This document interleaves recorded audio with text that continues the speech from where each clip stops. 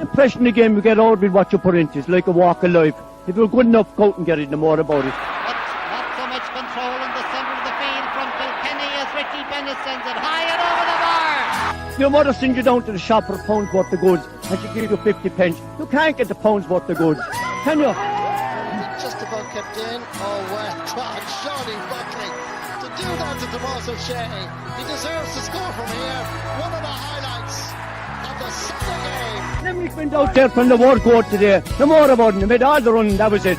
Put the ball over the bar and the back of it, and that's it. No ifs, no buts. Is there much time left? We have a couple of injuries. Here comes Kieran Curry.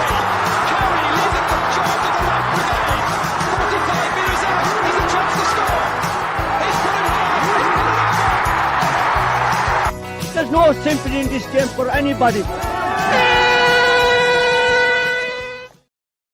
Hello and very welcome along to episode 344 of Treaty Talk. It is, of course, Matt O'Callaghan of the Weekly Observer and Vale Star newspapers, and myself, Tom Clancy, freelance sports reporter and broadcaster across the county of Limerick and sometimes beyond. Matt, we will come to the ins and outs of club action. Indeed, we have some Masters news and all the rest of it as we go. But our guest in a short little while will be none other than now former Limerick inter-county footballer Iain Corbett. And I know Iain isn't listening to this particular segment at this time, but what a servant he was to Limerick football, what a servant he was to this county.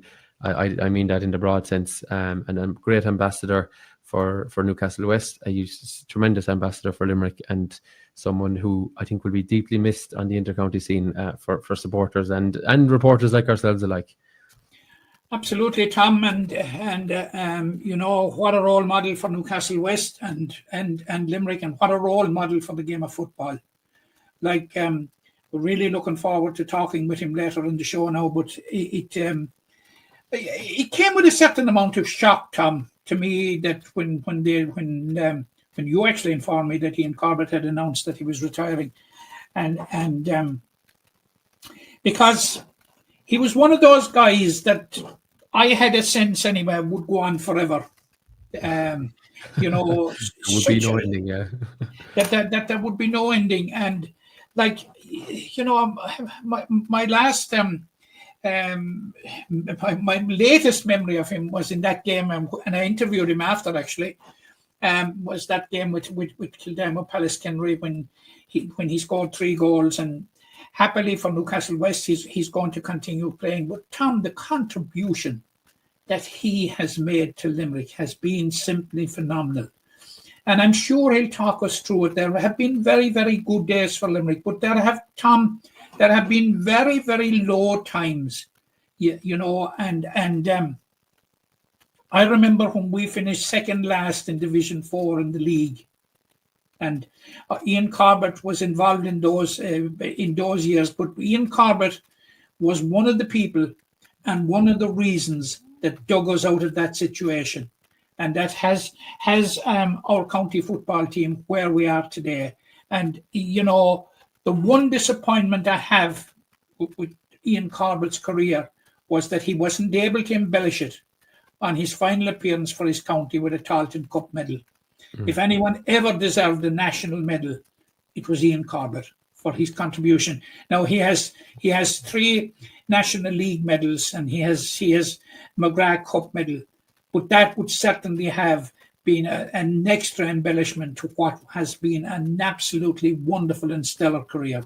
Yeah, and he's an All-Star nomination thrown in there as well. I think in 2020, Tom. Yeah, 2020. There's plenty more, and I always, when I think of Iain, I always nearly think of wing back, even though he probably hasn't played at wing back for Limerick for some time. Very healthily contributed in the attack for Limerick from the very much a linchpin of the rear guard as well. And look, we'll get into it with Iain in a while, but I suppose from ourselves, yourself and I, and everyone else involved with Sporting Limerick and Treaty Talk, we must thank him for his time with Limerick, indeed his dedication, and also I suppose his time with us and his commitment to the jersey. I think so many of his teammates have moved abroad, as is their right and as is their desire, but yet he stuck at it for the green and white of Limerick. And you know, thankfully this year ended with it. Okay, defeating Croke Park in the ultimate game this year, but other than that, he managed to get a win in Croke Park this year, and I know his small little son was there to be part of that as well. And like to go out with silverware with Limerick footballers, not many got to do it, and he got to do it in the form of the Division 4 campaign. So look, we'll be reflecting on all the ups and downs over those 14 years. But what a career! Tom, my last thought before we'll be talking to him in about a half an hour's time. An absolute role model as a man. And a role model, the manner he carried himself as a footballer. Always 100% fit, always 100% dedicated, always gave 100% plus, whether it was in the green jersey of Limerick or the black and white of Newcastle West. An absolute role model. Like you were there the last night, Tom. That was mind-boggling. His performance was just up and down the field. He's in, he always kept himself in such good physical shape and prepared for the battles. Yeah. Okay. Never gave anything less than 100%. No, that's for sure. Yeah, we'll come back to Ian so shortly. Delighted that he can join us, and we'll be reflecting on so much over that 14 years and maybe a little bit before that in terms of his underage career as well. Matt, I think we'll start with ladies football this week just to give it a bit of a shake-up. We'll be coming to Camogie and Hurling as well and a bit of Masters. But ladies football, round 2 in the books. Are we any clearer to knowing who are the 4 front runners in this championship? Well, we're not, Tom. I'm not so sure that it needs a shake-up because this evening, actually, we're recording here on Wednesday afternoon, and this evening is the start of the 3rd round, after which we will know the quarter-final pairings. Now, there's only one first round game or 3rd round game on tonight. The others are all on tomorrow night. But just to reiterate to listeners and viewers, there are 8 teams in the Limerick Senior Ladies Football Championship. They're divided into 2 groups of 4 who play off in a round robin, and they finish 1 to 4. It's nothing. The group phase is nothing more than a seeding process for the knockout stage, and they finished 1 to 4. The team that finishes 1 in Group 1 will play the team that finishes 4th in Group 2, and vice versa down along. So this evening, it's the really big one, and this evening is just a straight shootout, Tom, for top spot. Yeah. Top spot. It's between Monaghan, who are at home to the champion St. Ailbe's.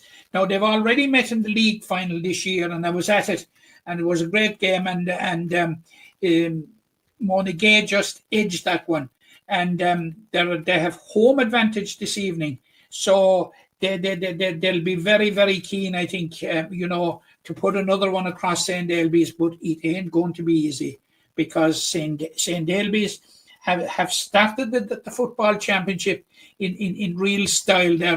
They're going extremely well. So they have gone to Mungret St. Paul's and won, and they have beaten Fiona Castlemahan, even though Fiona Castlemahan pushed them now for almost 55 minutes.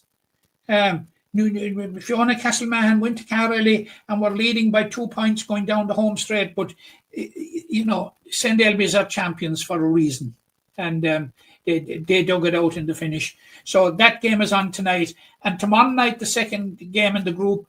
It's actually a shootout, Tom, for 3rd and 4th place, because Mungret St. Paul's, who were promoted this year as intermediate champions last year, and as we all know, are Munster and All Ireland junior champions, they've lost, unfortunately, the 2 games to date. But if you were looking, Tom, for a baptism of fire on promotion, by God, Mungret St. Paul's got it. They got the champions in the first round, and they got Monaghan in the second round. Yeah, the league champions in the second round. The league champions. So you couldn't ask for a tougher one. So now they're playing Fiona Castlemahan this on Thursday evening, and that will be very, very interesting. That will determine whether they will finish 3rd or 4th. And as I said, because of the structure of the competition, it's terribly important where you finish. Because if you finish 4th, you're going to be meeting the team that finishes top on the other side. Yeah, that's for sure. And I on suppose and on the other side, Tom, the two unbeaten teams are meeting. Now they haven't 2 wins each, but they have a win and a draw each. I'm speaking about Drumconnell, Bradford and Old Mill. Now Old Mill had a big win over Ballylanders in the first round, and whilst Drum Bradford travelled to Ula in the first round. Not an easy place to go, and had a good win over Ula. So those two will be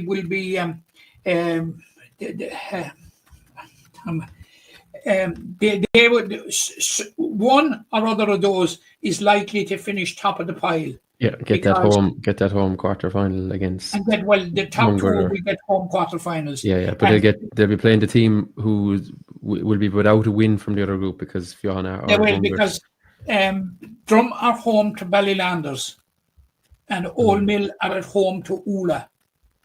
So the odds would seem to be stacked, in my view, on Drumconnell, Bradford and Ula. And Old Mill. Nabbing those 2 home quarterfinals, and were both of them to win. I think it'll probably come down to scoring difference. Right. I'm not 100% sure on that. Take care of their own business first. It's simple. But what they've got to do is go out and win. And if both of them win, both of them are assured of home quarterfinals. Yeah, very good. Down the grades. It's and I'm not being parochial here, but the demise of Ballylanders is a bit of a surprise. But they've lost 5 or 6 players from last year, and as you know, in any team, if you lose 2 or 3, it can make a measurable difference. But they've lost 5 or 6, so they've probably been the kind of third place team in Limerick. I don't like to use it like that, but you understand what I mean. They've been kind of. I do. I know that's a fair assessment. They've been in the top 3 or 2, or sometimes 1 in the last number of years. Yeah, they've really thereabouts. Last year, we'll say Ailbees and Monaghan met in the semi-final. But Ballylanders have been there or thereabouts, but they've struggled this year. But of course, knockout will be a different dynamic, Tom. Yeah, and I think every team will want to go in winning with that winning feeling, whether it is like you're saying, Fiona and Mungert there haven't got that winning taste. In theory, should give them a fractionally easier quarter final, and I use that kind of tentatively, but that's the prize that's on offer for these teams this weekend. And obviously, you want to start hitting your stride. I know Mungert, as you said, baptism of fire.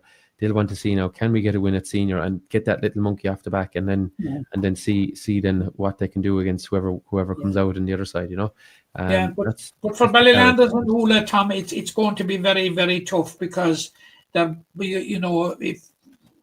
both of them lose over the weekend, they're both going to be away in the quarterfinals to St. Ailbees and Monaghan, and that is not something to relish. No, it's not. It's absolutely not. This format, Matt, is replicated down the grade, so it's very much streamlined, isn't it? So everyone knows what they're at. There's a big game in the intermediate championship as well. 2 unbeaten teams. Kelty Gales, who were relegated last year, Tom, they have scored 8 goals and 35 points in their 2 games to date. 417 and a bit, 417 and a half on average per game, including a huge win over Knockkenny, who were last year's runners-up. Now they're meeting Maru Board. They're travelling to Hartley Park on Thursday evening, and that's going to be a hugely important game in terms of, And you have a big local derby there, Tom, beside you in Kilballyowen. I do, just down the road, yeah. You have Knockkenny and St. Bridget's.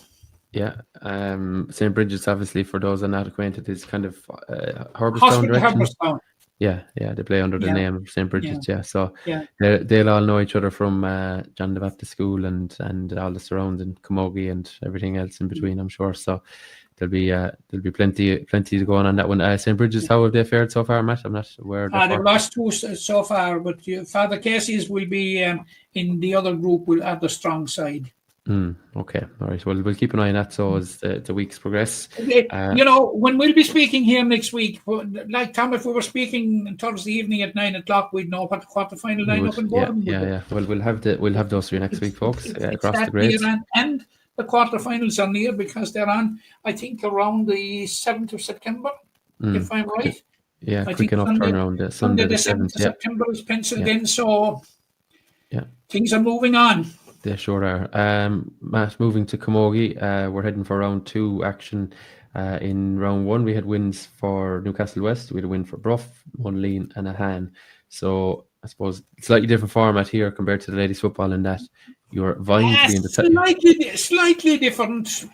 Yeah, but if you want, you in the ladies' football, you can win the championship having lost all your group games. In this one, you have to get into the top 2. Ultimately win the championship. There's greater jeopardy, but I should say that in the ladies' football, when the quarterfinals take place, the 4 winners contest the county semi-final, and the 4 losers contest the B semi-final. Yeah, so there's another day out basically for everyone. Another day out. But as you rightly pointed out, Tom, you have the very same 2 groups of 4, but in this case, the top 2 go through to the championship semi-final, and the teams placed 3rd and 4th go into the B championship semi-final. So there is an element of jeopardy right through. Now, there's a very, very big game in Division 2, or Group 2 this week will be the biggest game. And that's no disrespect to the other games, Tom. You have Newcastle West, who won in the first round, travelled to the Piershick, and you'd have to say, Tom, are never improving in the Piershick side now. And they won there won there by 4 points. Whilst Bruff in the first round had a good win, and when I say good win, a 7-point win over Croke Kilfinny. You would have expected that Croke Kilfinny with a bit of momentum coming through would trouble Bruff. Now, as I said in this podcast before, Bruff lost Marion Quaid, who is in Australia, and if she's watching, the very best of luck, Marion. Hope everything is going well with you out there. But they have brought in, Evian O'Connor came in last year. She was an All-Ireland minor or under 16A winner. And I see Abigail Buckley also came in last year, but Tara Hines has come in this year. The influx of youth has been very strong in Bruff in the last few years. Very, very strong. Like Tara was a very, very key member of the under 16 All-Ireland winning team and the minor team this year. So she's a big asset. So that's going to be a very, very interesting game. And it could be possible, Tom, that we'd be looking at the 2 teams that might still advance to the semi-final, although I think the Piershick probably might have something to say about that. Yeah, well, I suppose we know the winner of this one, Newcastle West and Bruff, will be in the semi-final, I would think, for all intents and purposes. They actually wouldn't they? There's no combination that it could be. No, there's no combination. No, so it's a de facto quarter final now. There's obviously a second chance for the loser to finish it out and still get that semi final. But Croke Kilfinny and the Piershick, they don't have that luxury. They know that they have to get the win this round. They have to get the win because the loser is destined for the B semi final. Yeah. Croke have home advantage here, I think. They have. Croke have home advantage. I saw the Piershick last year, Tom. I was impressed with them. They're a rapidly improving side. They've the like of Anya Natiernig, Éanna Harrington, and what about Lisanna Boylan, and they've some very, very good players. And of course, what about Caitlin Ryan and Anna Benson from the All-Ireland under 16. Another team, loaded with teenagers are starting to be coming through. Yeah. So I have a hunch that they will probably beat Croke Kilfinny. Right. Being so close to the county champions should give them oxygen, shouldn't it? From the last day they were competitive. Yeah, no, the county champions were down Deborah Murphy, Roisin Ambrose, and Iris Kennelly. Don't be sugarcoating them, Matt. But no, but I'm only saying what facts are, Tom. But they're likely to be back to face Bruff, So, I was impressed with the Piershick last year, I have to say, Tom. the way they really put it up to Newcastle West in the first round would suggest that it's more of the same this year. It'll be very, very interesting. The winners of Newcastle West and Brough semi-final. After that, the losers of Croke Kilfinny and Na Piarsaigh B semi-final. Okay. Right. After that, it's a huge game between Brough and Na Piarsaigh in the last round. With one going A and the other going B. Group 1, so Matt, that's Group 2 you're referring to there. Group 1 then, Monleen versus Adair and Hand versus Killeedy decides that actually one in the first round, one on the road, so they have home advantage to, I would think, more or less book their place. Well, it will be to book their place in the knockouts, in the semi-finals. That's Monleen and Hand. Yeah, you look at Tom. You talk of youth, and you look at Monleen and the meteoric rise that they have through the ranks. They're up there at senior, and they're up there for a reason. Like that, they have a good side. And I just throw a few names to you, like Laura Southern, who we were all gobsmacked by her this year and her breakthrough at senior level. You've Ella Hessian there, like who lit up the junior league and championship last year when it was there. You have Aoife Nelligan, you have Cueva Lyons, you have Emily O'Halloran, Ellie Madden. They're really, really, really good players, and they're facing in the Dare team, and I'm on the same page as you, Tom, in thinking that Monleen will make it to the A semi-final, that they will get the better of Adair. Adair, when they played a Han in the first round, Cueva Costello got all their points. So without Sophie O'Callaghan. Now they have Carla Griffin and Sophie Poppy Giltinan and Aveen Houlihan and those, but I still think that Monleen, they are upwardly mobile, and I would fancy him in that one. Yeah, very good. Okay. For Killeedy then in the other game, who won the league, it was some disappointment to lose at home to Monleen in the first round. And they're now in a survival battle, Tom, because were they to lose to a Han, for the second year running, they're going to miss out on the A championship. And here we're talking about one of the giants of the game, Killeedy. Okay, yeah. So it's I wouldn't like to call that one. I think that one could be very, very tight. Yeah. There's a possibility that this group could be decided actually before the last round. Am I correct in saying that? Tom, yeah. If you're two home wins here. Well, no, it won't be decided. Well, the Group 1. Group 1 will be decided if there's wins from only in the hand. No, Matt, after my technology abandoned me there for a moment. That's the Camogie So Ladies Football busy weekend ahead for those clubs. Yeah, we'll have a clear picture on both after the weekend. Everything may not be decided. It will be decided in ladies football, and there'll be a substantial amount decided in Camogie as well. Yeah, that's for sure. So we'll be keeping an eye on those over the weekend. Matt, moving to Masters. Good weekend last weekend. We have a big one ahead this weekend, and then indeed the following weekend as a result. So I suppose if you look at the hurlers, or first, Matt, we'll come to the football of success in a minute. The hurlers are in All-Ireland final action this weekend. Yeah, Tom, and just to take a global picture of it as to where we are in the Masters, like Limerick have made phenomenal progress in the Masters. This is our third year fielding in the football, and we're about to play in our second final in 3 years.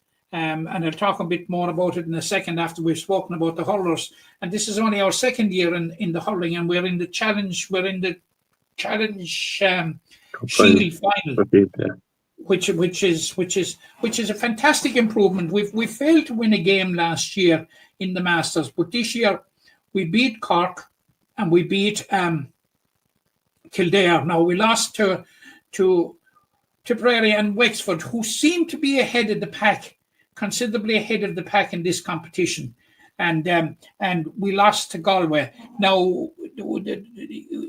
it was a dead rubber. For our game against Galway was a dead rubber for the simple reason that we had qualified for the final anyway.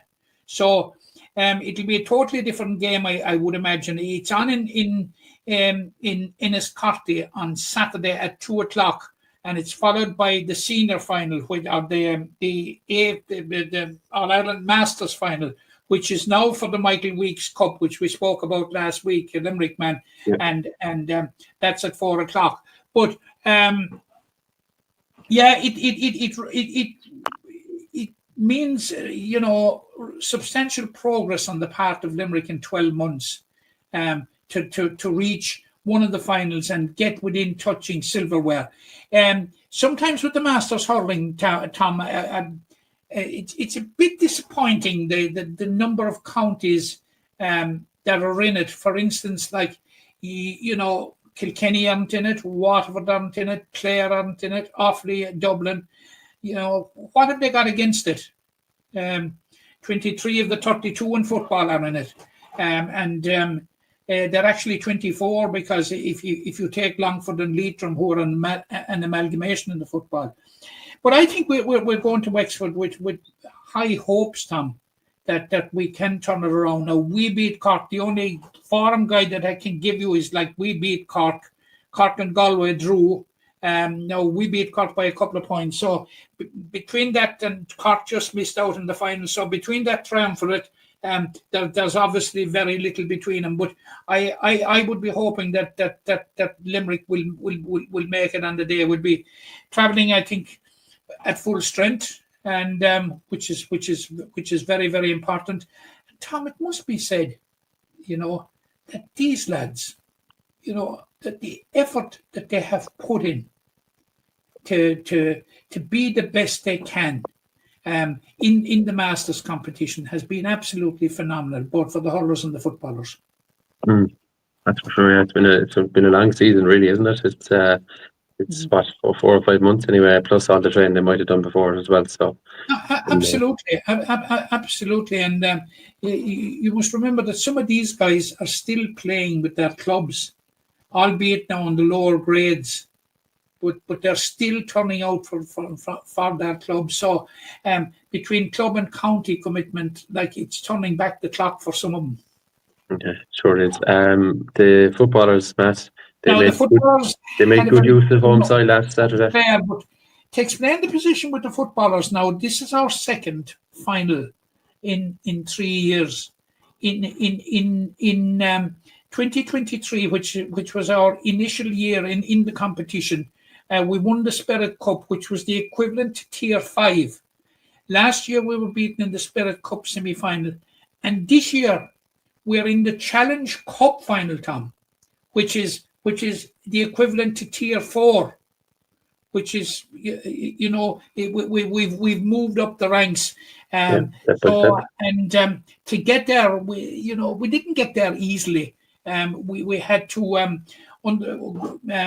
be involved in a playoff with Wicklow, and it was a straight shootout for a Challenge Cup or a Spirit Cup place, and Limerick won it with that late Ronan McGee goal. Wicklow must be sick to the teeth of the sight of the Limerick jersey this year, having lost the Talton Cup semi-final and the Masters playoff to Limerick. But we won't worry about that. And the way the league, the Alliance Division 4 league as well, they were pipped as well in the 4 from Limerick. So plenty of it. So I think one more that they won't want to hear in the Garden County anyway is Limerick, but we don't mind about that. But it set up a semi-final against Clare. Now Limerick went into the semi-final in Rebogue against Clare, having lost to Clare in round 2 of the group phase in Kilmahel. But turned it around, Tom, 6 points to 5 up at half time, winning by 10 points to 16 points to 10. Pretty convincing. They've been blessed with 1 or 2 new players that have come on board this year. I'm talking about the like of Anthony Mulno, who has a scoring record with St. Kieran's, and he's been a scoring chief. Keith Hartnell has come on as well from Rathkeale. And, at the end of the day, Tom, I know it's preventing scores at one end, but I think getting them at the other end is equally, if not more important. But we're not shy in getting scores. So Yeah, we'll talk more about it next week. They're playing London in the final, and confirmation has come through today that the final will be held next Saturday week, September the 6th at 2:00 in St. Peregrine's GAA Club in Dublin. Yeah, so probably a hop from Heathrow to Dublin for London, and obviously Limerick on the bus up from Limerick to the capital city, and I think that's just at the outskirts of Dublin, isn't it? Yeah. North, maybe near the north side of Dublin as well. So, yeah. And having to travel to Wexford this weekend. Yeah, well, look, it's two different. It is two different. I would have thought that Ennis would be a suitable venue for Galway, and yeah. Look, the Masters they want to make a day of it, with the Shield and the Championship final on the one day, and I get that. Yeah, look, I know, but look, slightly what I don't get is one team having home advantage in an All Ireland final. Well, there's probably something to do with the availability of pitches and getting them hosted as well. So there's probably that to factor into. And obviously in Limerick, a lot of pitches be tied up with county championship matches. Matt, the Masters footballers are doing a cycle. What's the word? Cycleton, is it? At the weekend in aid of Milford Hospice this between Friday and Saturday. 24 hours, 2 bikes. They're going to keep them going between various different volunteers and players and everything else. So a worthwhile cause from the lads. And 'tis on the tree house in the Woodlands in Adair, and the proceeds are going as far as I know to Milford Care Centre.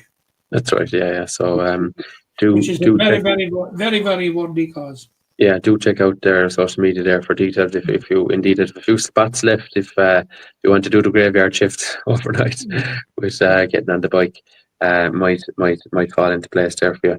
But you can give that price for coffee or whatever you like as well to the cause. So a great little fundraiser from the lads. So wishing them the best, and indeed obviously the hurlers wishing them the best this Saturday in their All Ireland final. And Matt, I know we'll have our guests with us momentarily. We'll come to hurling then in after that. Anything else that we should note around the county in the last few days that has come on your radar?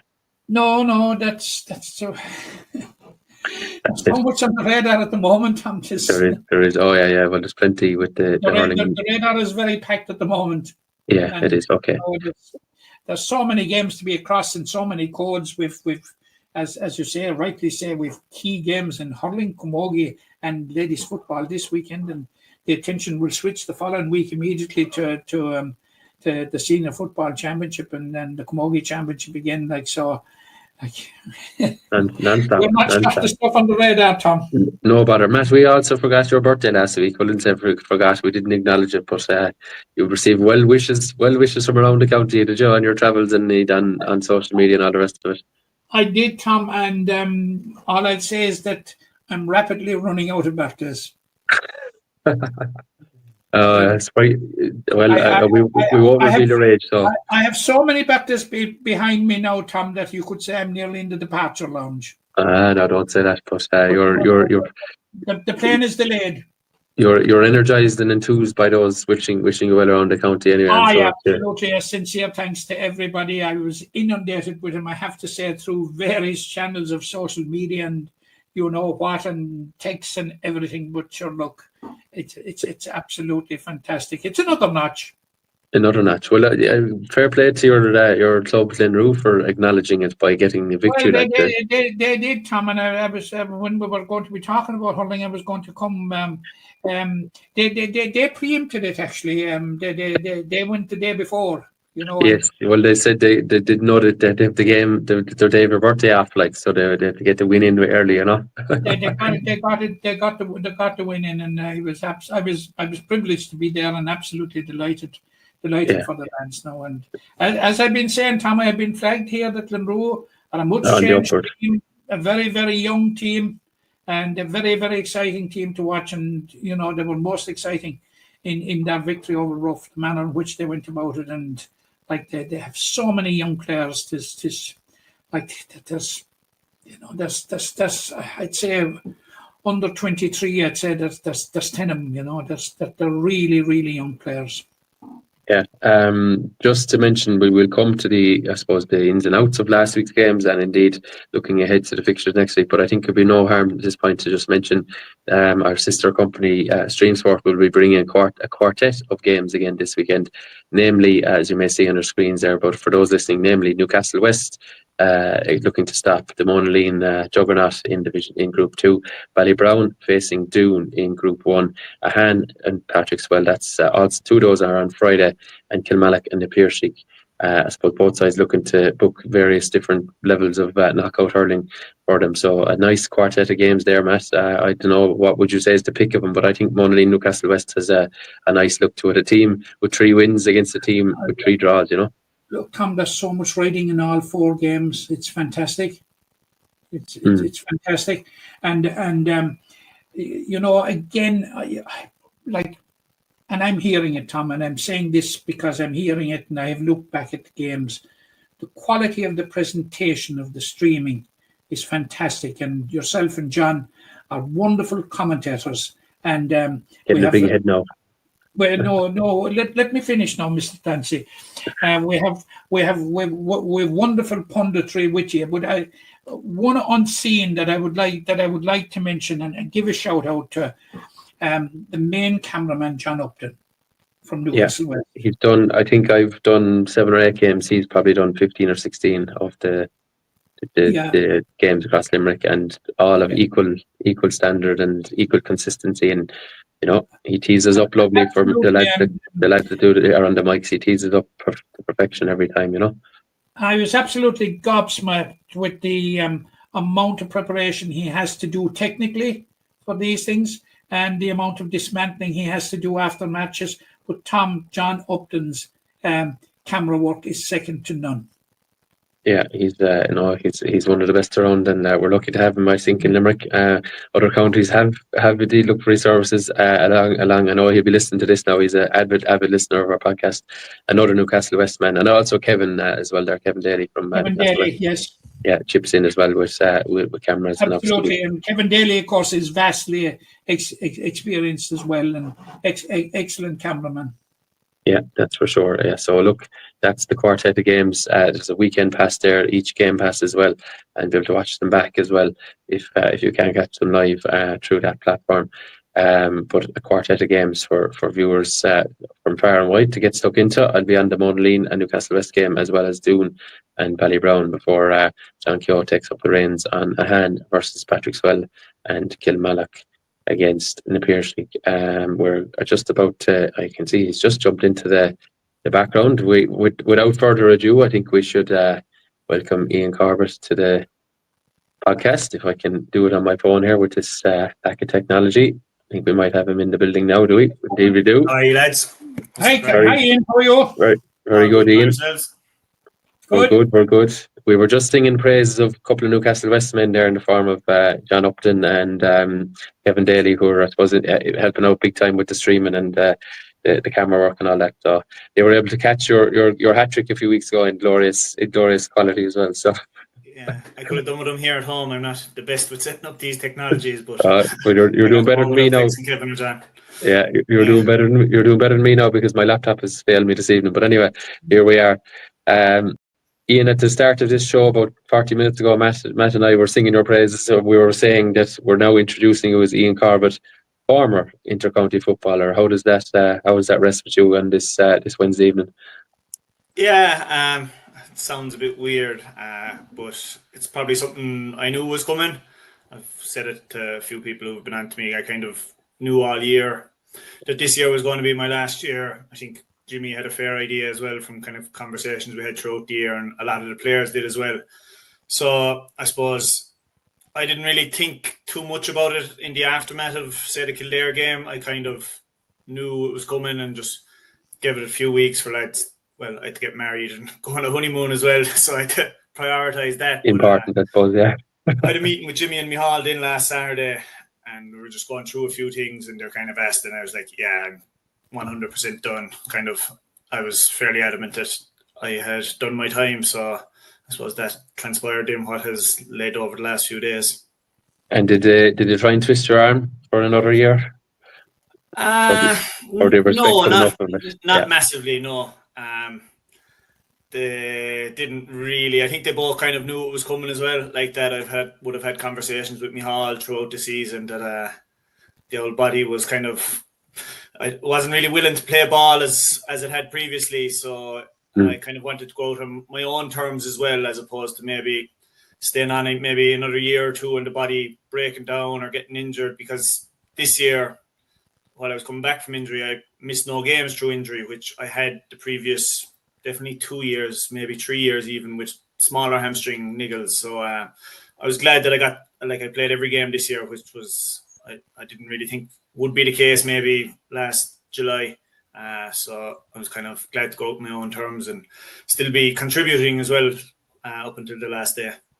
Yeah, and how much did the hamstring injury last year? How much did that hinder your? I think it was the very start of July, if I'm not mistaken, last year in a club game. It sounded like a severe enough injury. How much did that inform, I suppose, your ability to go forward at intercounty level? Because as we know, club level has gone fairly frantic, but intercounty level is always that notch or two above, isn't it? So how much did that impact things for you? Yeah, I suppose I definitely lost a yard or two of pace, kind of just like with your GPS and all that, you can monitor all those things, and I wasn't able to reach probably the top speed that I would have been my top speed the year previous. So I put that down to the injury as opposed to age. But and I suppose just niggles then, not even niggles, but just stiffness and soreness in the aftermath of training and games. It was probably taking me longer to recover, and during the league and even the Talton Cup, it's really congested period of games. So there was the odd Tuesday night, then I needed to sit it out and just watch in from the sideline, because the body just needed that extra day to recover in between games. Iain, we all know about you as a Limerick senior footballer. Can you trace your football career through the underage ranks? I remember you playing minor and under 20. If you could fill us in on your underage career with Limerick. Yeah, I played under 14s, 15s, 16s. I was a minor in 2010. Ger O'Connor was manager. We actually played Kerry in Newcastle West, and you were probably there, Matt. I'm not sure about you, Tom, but there was definitely 4,000 or 5,000 there. There was a massive crowd there. Unfortunately, we came out the wrong side of the result that night. And I suppose then my first year with the 21s I'd have been 19, and I was in with the seniors as well then, say from 2012. So I was kind of always tipping away on the sideline. I suppose the underage football, when I started, probably wasn't as, you might train for a month or two before the competitions, whereas now you have the academies and the lads have great access to great coaches as well, and really professional setups. From talking to the likes of Stephen Lavin and Andrew Lane, they're doing video analysis and stuff at 15, 16 years of age, just basic stuff in terms of principles of play. So it's amazing to see it come on so much since, I suppose, it's nearly 20 years ago now, it's the other side of it. But it's always been, I suppose, involved a very strong part of my life, playing football with Limerick. Yeah, and I suppose you've made a very good point there, actually, and a very appropriate point, because in the last 2 weeks, we have won the Donovan Shield at under 16 nationally, and we're after winning the Dermot Early Cup for the second time at under 15 level only last Saturday. So yeah, I've seen that, what you're saying is bearing out fruit. Ian, did you ever in your wildest dreams, when you started off with the senior team, think that your career would last a decade and a half at senior level, at top level? Now, I know, and we'll be talking about it later, about the highs and the lows, but did you ever think that should be of that longevity? No, I suppose when you're 19, your head's in a very different space. You're probably only looking a day ahead, maybe. You're not looking too far ahead. And it just kind of, I suppose, a domino effect. Every year I enjoyed.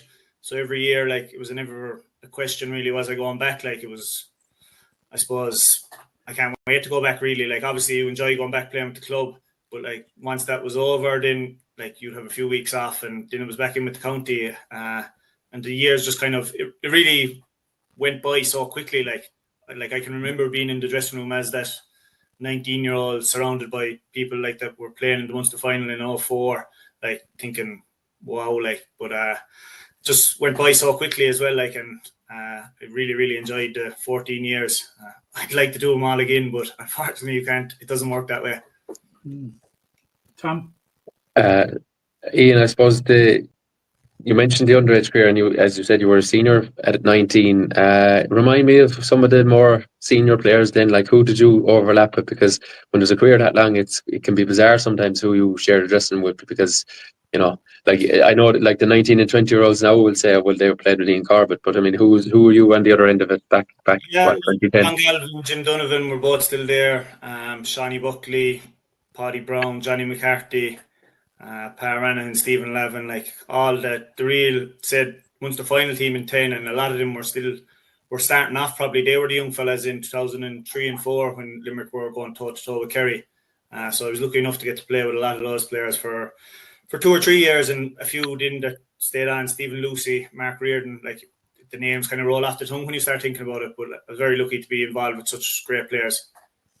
Yeah, and plenty of advice from them, I'm sure, as well. They obviously, I think it was 2010 Limerick played Kerry in a Munster final, am I right in saying, and came pretty close. Yeah. So you were it was good experience to be in and around the squad at that point, and I suppose that probably gave you a thirst then for, you know, wanting to make your own mark on senior intercounty then.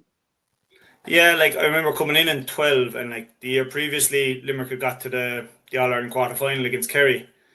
And we were travelling in the car, like Newcastle had got to the county final the year before, and we were kind of thinking that, like, Limerick got relegated on 6 points, and luckily in 11 back down to 4, and we were on the perceived easier side of the draw. So we were coming in 2012 thinking we've a right chance of getting to Munster final and a right chance of getting promoted, and none of those things transpired, unfortunately. So I suppose that just gives you an idea in sport. You can't take things for granted, but like, I remember that year playing against Kildare up in Portlaoise, and like Kildare were a real top 6, top 5 team at that time. Like, and we should have beat them in Portlaoise. Like, went toe to toe with them, and I suppose I kind of got that hunger or that desire in. Like, I was kind of hooked from that night on. Like, I just really enjoyed the atmosphere and stuff, and it was a great night, like, to be involved in with Limerick. And like, I remember Stephen Kelly speaking before that match, like, and the hairs around the back of your neck, like, and I was only a sub, like, but like everyone was willing to go through the wall that night. And unfortunately, Emmett Bolton kicked the point with 30 seconds to go to equalise it, and we came up short in an extra time. Like, but I was kind of hooked from there on in, and just really wanted to reach those highs as often as possible. You might laugh just before you come in there, Matt. You might laugh. I ended up watching a lot of that game the weekend of the Tailteann Cup final. I think the 2 or 3 days before. So it was funny how they just popped up on YouTube, and I said I couldn't remember much of that match now. But yeah, geez, there was some awful ding-dongs with the likes of Meath and Kildare around that time, Wexford as well. Like, you know, Limerick were to the fore, and very unlucky not to get an awful lot further in some of those qualifier runs. I know maybe just a little bit before your time, but like that surely had to fuel yourself and any young fella coming onto the panel that Limerick were as good as a lot of the teams out there. Yeah, definitely. And I think the leaders that I mentioned previously, like, really instilled that. Like, that team had so much belief going out against anyone that they were as good as them, like, and I suppose that's what you try and kind of install into young fellas as they're coming through, like, that the jersey kind of, while it means so much, like, you aren't inferior to anyone or any opposition. Like, if you're as well prepared and are doing everything right, that you can go toe to toe with these teams and beat them. Ian, I there have been low points in your, not in your career, but there have been low points for Limerick during the time you were involved. I remember a year, I think we finished second from bottom in Division 4. There was only Waterford and London and ourselves down there at the bottom. What was your thought process at this stage? Did you at any stage say, hell, this isn't worth it? You know, because let's face it, Iain Corbett was one of the people that dragged us out of that mire, in fairness. No, like, I never at that stage. No, like I said, like, no matter how bad the year was, like 18, I missed all the league campaign. Like, we came back and we got a right clipping off Clare, and then we got Mayo in the first round of the qualifiers and got another clipping. Like, and that year, I think that's the year we did finish second last or third last in Division 4. But no, like, I suppose, like, I was probably lucky to be kind of like Billy Lee was the manager then, like, and Billy was kind of, while he was the manager, he was a friend before that. Like, I knew Billy since before I was kicking football, like, so I suppose being involved for so long, you kind of wanted to turn things the other side, and like Billy was so positive, like, and kind of really just like, obviously he's sounded out how many people turned him down to come in, like, but like really maximized the group we had and like really built in from the bottom up. And I suppose it was enjoyable because it shows like what can be done, like if you get the right people involved, a bit of commitment and a bit of shoulder to the wheel, like that. We went from Division 4 to Division 2 in 3 years. Yeah, absolutely. What was the feeling that day that you got promoted to Division 2 and really mixed? Here you are now, gone from the depths of Division 4 to the scaly heights of Division 2, and mixing it with the likes of Dublin and Derry. Dublin and Derry, yeah. Unfortunately, we got the two of them in our first two games the following that's year. Right. We beat Fermanagh inside the Gaelic grounds. That's and, right. Like, it was really like so much satisfaction, and like I remember being out in the field celebrating, and word was coming through then that Dublin were after being relegated. So like we were going from, say, playing in Division 4 2 years previous to crowds, you're a couple of hundred, like, to saying we have a chance of playing a league game in Croke Park next year. Now we got them at home, like, but Joe, to go toe to toe, like with the likes of Brian Finton, Con Callaghan, like they were all playing that day. I suppose it really showed or made you proud that you stuck with it and put in the effort over the more tougher years, like to get to go toe to toe against those kind of players. Tom? Yeah, the Division 4 success in 2020 was a bit of a bizarre one, wasn't it? Even the way you get promoted, obviously he won the league and there was literally no one there. I think I remember watching the stream of it up in Sligo. I think the owner ended up collecting the cup, and that was kind of it. Then I don't even think you were allowed to bring the cup home, were you? It was all very bizarre. But I'm not even sure if we got a cup that day. Like we all drove up separately. I think they had to leave the cup. I think it was lifted up and then it was left there, and it was like you'll get that in a few months, which was another bizarre. Yeah, we did have a medal presentation for it the year after, but it was a bit like, and it was league campaign, like it started in February and finished in November or October. Like there was a big 6-month lull in between it, like with COVID. So that was probably strange. And then when Croke Park was such a novelty to us, like we didn't get the opportunity to play the league final.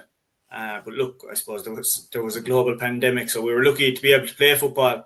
Like I remember coming home from that Sligo game, and there was a checkpoint just as you come into the toll, say in Limerick, and Shawnee Buckley was there, and like Joe, we were coming down after winning the league title, and like Shawnee would have 100% been up there if he allowed it, but like we all had permits in the car to say we're playing inter-county football, we're allowed to travel more than your 5 or 10k, whatever it was at the time.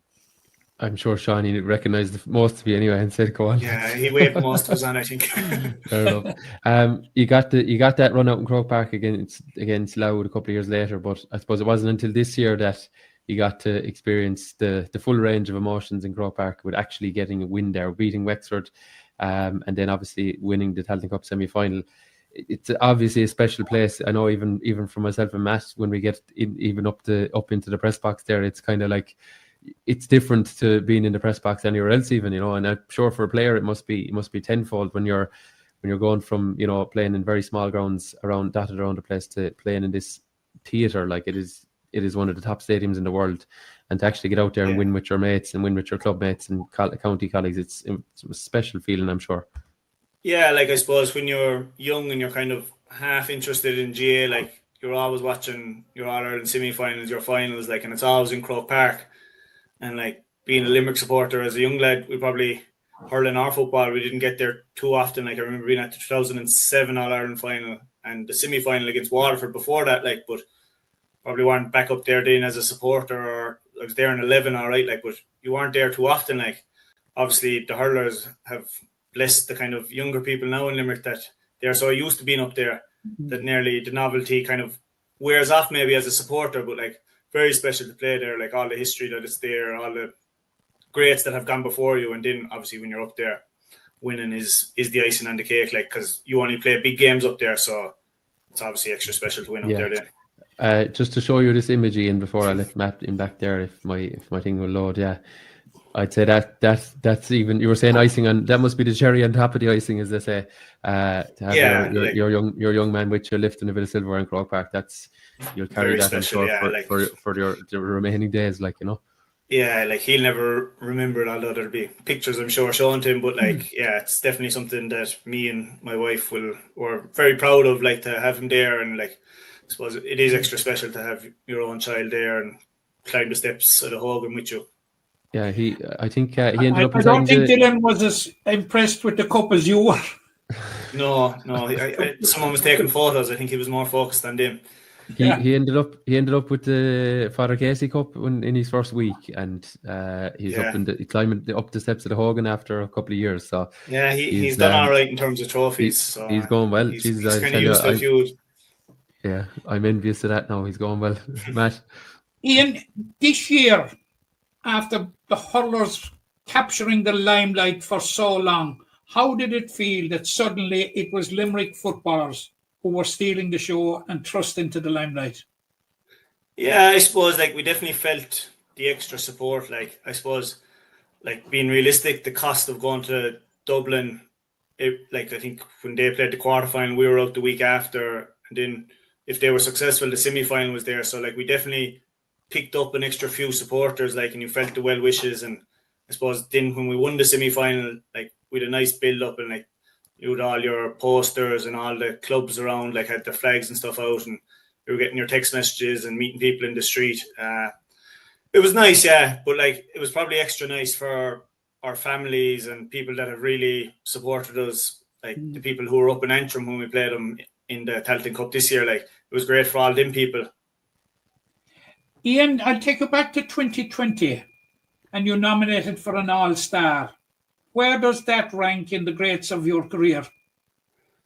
Yeah, like, I suppose it's similar to kind of stuff I've mentioned previous. You just read through the list, like, and who else is nominated. Like, I suppose it was very humbling and flattering to be kind of seen by, I'm not sure who nominates it, journalists, I think, are a lot of them, like, but to be kind of even in that space and that field, like, going toe to toe against some of them players, like, it was very flattering, like, and to be the first in I think it was 10 years, I suppose it was great for Limerick football. And then Keane followed it up 2 years later, so it was great. And like Emmett, I think Newcastle are doing well out of it. Emmett got the Tailteann Cup All-Star last year, and I'm sure this year that at least 3 or 4 lads will be going up there again this year. Yeah, for sure. There should be anyway.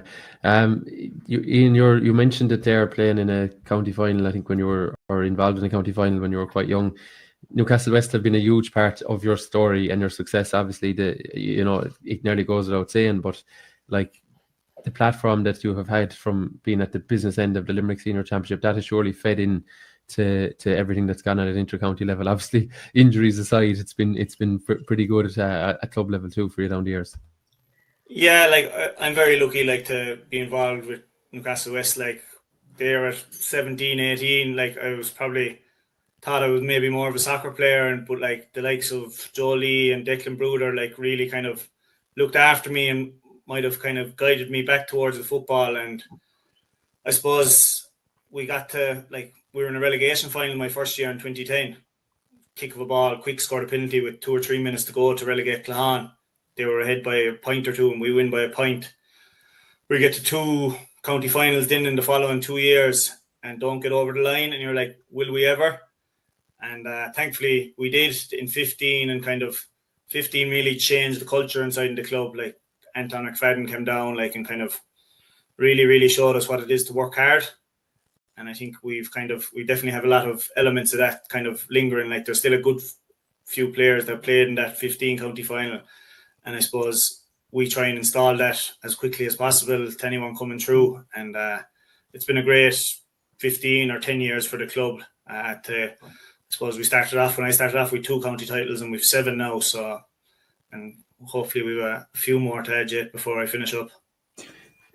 Yeah, I was actually going to say that, Ian, like, people would think Newcastle West is a football club, and it clearly is a football club, but in terms of, they've obviously had a hurling success going way back, but like this recent run at senior level in Limerick, it's kind of a little bit out on its own. You mentioned the 2 titles there. I think were they in the 80s, or maybe one of them's in the 90s as well. But like your group and the group, I know it's evolving the whole time with new players, but like that has really changed the narrative around Newcastle West football, because it's unprecedented success for the club. Yeah, 88 and 92, I think. Yeah, I could be corrected on right, that, but yeah, like I said, 15 had a massive bearing on us. It really changed what we thought was hard training, and like you mentioned the football, like, but since 2019 we've won a football or hurling county title, like, and like I'm not one of the dual players, but like the dual players are driving that as well. Like they've probably brought what we had from football into the hurling, like, and you see them now, like they're unbeaten in senior B hurling when they were probably the favourites to go down. I know they haven't got over the line yet, but I think they're in a good place to stay up, like, and really push on over the next few years. And we'd be hoping as well to stay at the very top table of the senior football, so it's great for the club. And just Ian, to make, just during that well, Newcastle West run, Tom, I just remind you, there were a couple of very close shaves with Munster success. Yeah, like the 2, say 15 our first year and 19 against, say, Clonmel first and then Nemo, like kick of a ball, 2 points, I think both days we could have won. And then I suppose the day up against the Nair was a very special day to play Munster Championship in our own home pitch. Like Limerick, the championship structure, you get no home games, so like none of us had played championship in Newcastle West. To get over the line was great, and obviously Austin Stacks brought us back to reality fairly quickly after that. But 22 was it then? We beat Clonmel down in Thurles, like another very special day for the club, like, and yeah, kick of a ball then against Rahleys down in Mallow, like, just didn't come out the wrong side. Big Tommy Walsh put the hand up twice and set up 2 goals, or scored a goal and set up another goal. I can't help but think of that Clonmel match and think of Emmett Richter. I don't know what he was only 18 or 19 at the time, but it's kind of like, yeah, I'm here now. I think he scored a goal, didn't he, in that one? He scored a goal in extra time, and Aaron Neville passed it to him, like, so 2 18-year-olds, like, so that was great for them. And that year they were Limerick minors, like, and had come out the wrong side of Cork in a Munster final in the same pitch, I'm nearly sure. It was in Thurles, yeah. I remember Aaron referencing it after, like, so yeah, and like two fantastic players, like, who are going to be, when the likes of me, Siobhan, like, that are going to be the backbone. Well, they're the backbone now, really. We're very dependent on them, like, but are going to continue Newcastle at the top table for a long time. Just to move back to intercounty, and obviously the management, you've mentioned a couple there that you worked under in the likes of I think you mentioned Billy, and obviously Jimmy is the man you move away from. But there's been an awful lot of change for sometimes for better, sometimes maybe not so much. But I'm sure you've taken plenty from each of those coaches and managers, because like at intercounty level, everyone has new ideas, everyone has different ideas. So it's been an interesting 14 years from that point of view, because we've had naturally there's been so much has changed in the background. Yeah, but like no one getting involved with an intercounty team doesn't have something to offer. Like, Joe, you're going to be a real top level manager, top level coach. So like I've been lucky to work with so many coaches and managers, and everyone has their strengths, and I'm sure they all have their weaknesses as well. Like, and they, I suppose, identify those themselves probably better than I do. But like, I've learned a lot, and I'm not sure if the route I'll go down, but I'm sure I'll be able to tap into a few resources if I do choose to go down that route. You answered my next question, so you're staying away from it now. The county board will I'll stay playing for another good few years anyway, hopefully. That's it. Ian, there's been considerable rancor in recent weeks following the decision of the Munster Council to cede Cork and Kerry. What are your thoughts on that? Yeah, disappointing, I suppose. I was talking yesterday on a different podcast, and I just said, like, players give, like, I played for 14 years, got to one Munster final, like, and like we're lucky enough to get to it, like, be clear on penalties and then be tipped down in Thurles, like, Joe, bounce a ball the other way, and you don't get there. In 2020 against Tip, the bounce of a post stopped us getting to a Munster final, like, so it takes a bit of luck to get to a Munster final. And like, there's players now that maybe missed 22. I referenced Danny yesterday. Danny has played for 10-11 years, but was travelling in 22, that hasn't played in the Munster final, and like that path to a Munster final has been made more difficult now. And like for no real, like, I know there's promises of Corny-Bury teams and stuff, and I think that would be fantastic, but I wouldn't be convinced that it'll happen. And I think it's something that Limerick and the Munster Council should be looking to do anyway, that every county in Munster should have at least one, if they don't have a school strong enough, which Limerick doesn't, allow that amalgamation, like, to compete. I know Barry Coleman might have, but in and around there about 5-6 years ago, there was an amalgamation of West Limerick colleges, and they were competitive, like, but they weren't probably going to win it either, like, but it was great exposure for that group of 30 players to play at that level. And like, you're probably linking in them with your county minors as well, and it's building them up as well and making them more competitive, that you probably have your 10 or 8 or 10 anyway, probably training all year round for a year or two, but we'll see what comes of it, like, but it was very disappointing. Yeah, I agree totally with you that the carrots that were dangled in front of Limerick should have been a right rather than a concession. I think so too, like, yeah, that we should be totally fighting for those right there things regardless. in about the Connemara. With a decent team, they played at a level. They weren't going to win it, as you rightly said. They were very competitive, and it was one way of attacking the deficit in one of the weaker counties. You're absolutely right, by exposing them to top-class colleges football. Yeah, definitely. So look, hopefully that because of the way the vote has gone, that will be one positive to come out of it. Like, I know they've referenced that if in hindsight, if you end up in the Sam Maguire coming from maybe Division 4, you're probably not ready for it. But like I've said, like, players want to play in a Munster final, and if you go back to Kerry and you aren't good enough, so be it. Like, but I'm sure your family and your club will be very proud, like, to get the Munster final. You've won 2 games in the Munster Championship, like, so I don't think that should be taken away from players and made more difficult. I think the draw is the draw, and you get who you get. Yeah. I think the Absolutely, I rival, agree I think the totally rival with you. I think it's a retrograde step of the highest. Yeah, I think you even touched on it when you're talking about getting to Division 2, Ian, and it wasn't a great experience in terms of results for you. But I mean, I remember that day against Dublin. I was actually up in Derry as well in the first round, but I remember the day against Dublin, and like, to see Conn O'Callaghan, just for me as an observer, to see him, in full flight was something to behold. And I'm sure, while of course you didn't want him to be scoring loads against Limerick, to be actually sharing the pitch with someone like that, that's part of an intercounty career too. And no team wins every game on every day they go out. So there's the experience and an enjoyment that comes with it, and playing against the best is certainly part of that.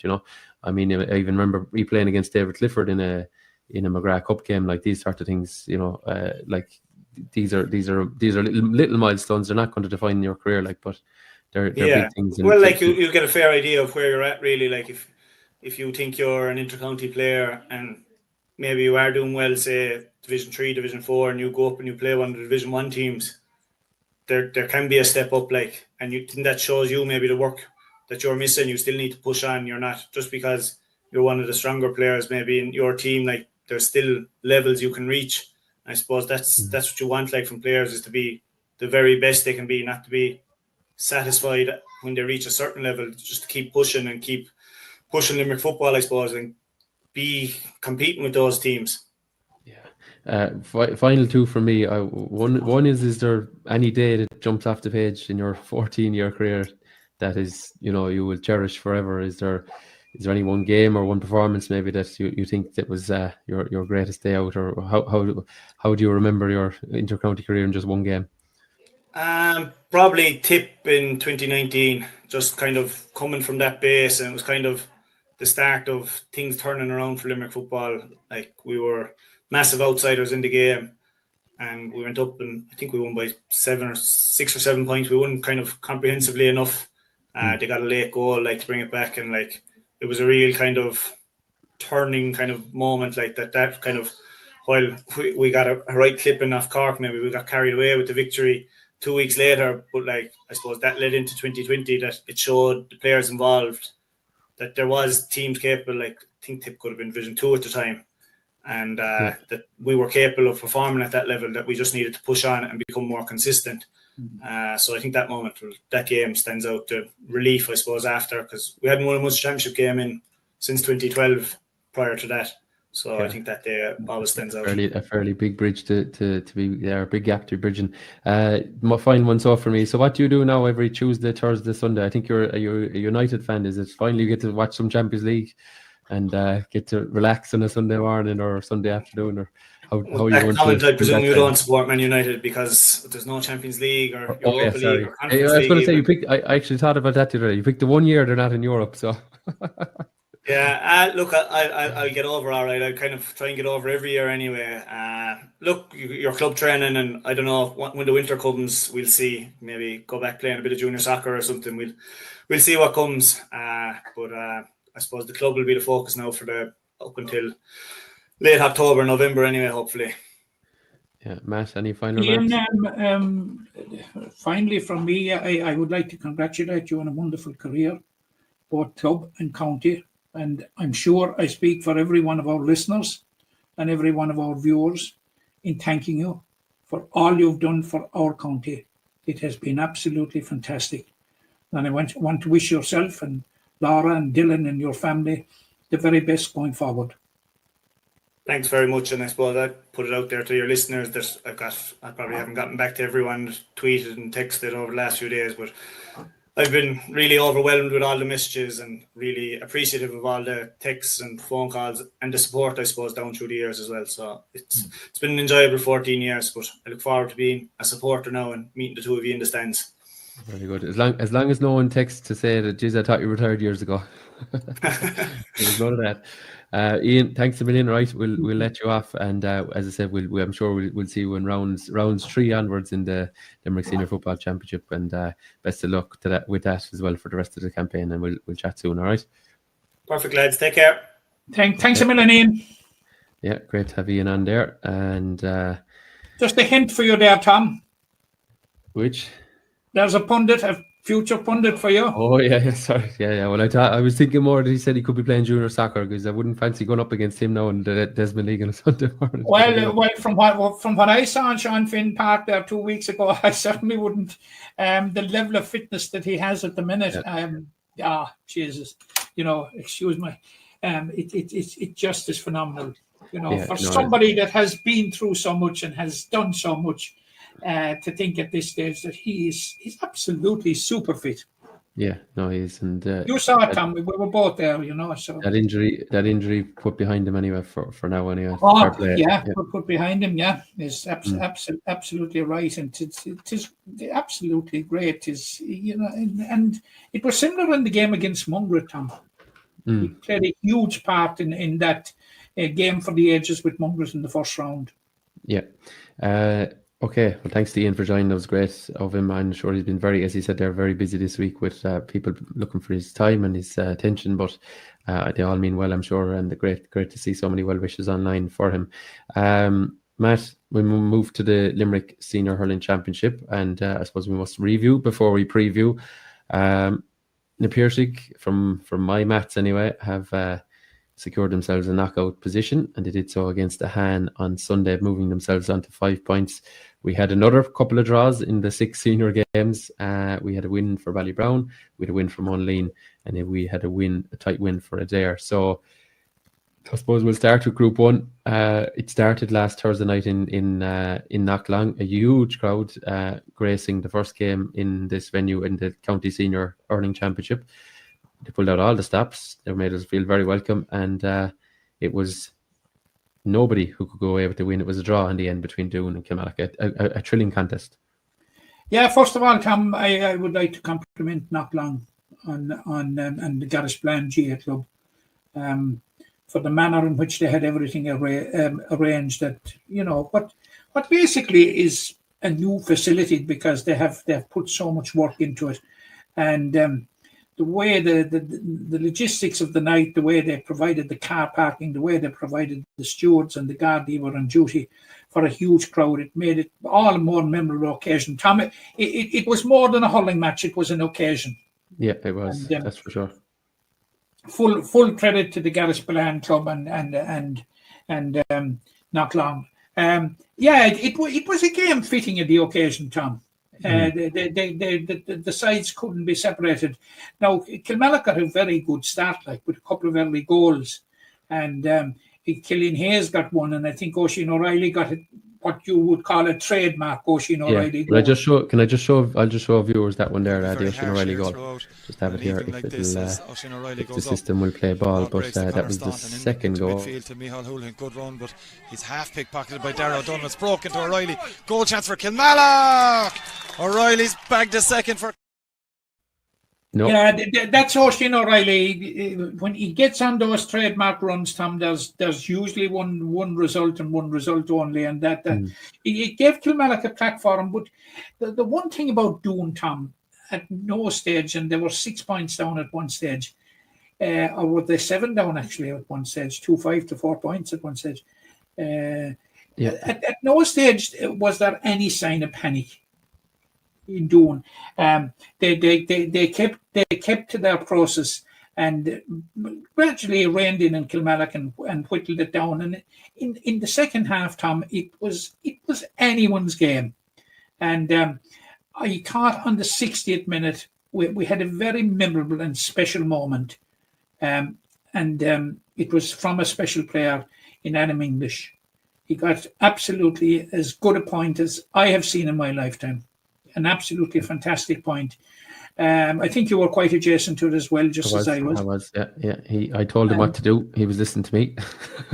it was just sheer magic, and how he got it over his shoulder, kind of, and over the bar, and it was a lead point in the 60th minute, and it would have been a point that would have been worthy of winning any game.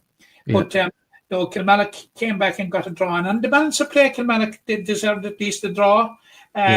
They got a lot of their tactics right, Kilmallock. They really frustrated Doon. Didn't leave the goal chances that were there for Doon against Patrickswell, and crowded that middle. And no, Doon did get on top, I thought, in the second half, but Kilmallock kept chipping away some long range frees from the goalkeeper, Conor Hanley Clark, and a couple of other key scores. You know, Kilmallock showed plenty as to why they'll be in the business end of the championship. They did, and they've been boosted by the return of Kieran O'Connor and Robbie Hanley. Paddy O'Brien made a first start. Gavin O'Mahony made an appearance. Like there's a lot of positives for Kilmallock in the game. So you're right. Kilmallock just let us know that they will be involved in the business end of the competition, and their performance against Ahan wasn't what you'd expect out of Kilmallock, and that's not to detract from Ahan. And but it doesn't get easier for them, because this weekend they're playing the Piercek. Yeah, that's They have a win over the Piercek already this year, when they beat them in the league final, which they arrested a run of defeats at the hands of the Piercek.